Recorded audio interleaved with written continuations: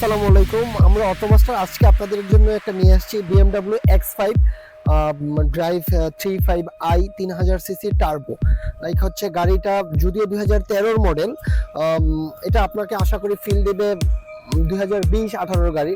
তো অবশ্যই কেন বললাম, দেখতে মানে এতটাই এম সাইজ গাড়ি, স্পোর্টস লুক, খুবই নাইস। আর গাড়িটা আমাদের এটা হচ্ছে সেকেন্ড হ্যান্ড, তবে 2013 model, 2021 registration, 30,000 something mileage, 3000 CC গাড়িটাতে টার্বো। এটা হচ্ছে অনলি অকটেন চালিত গাড়ি।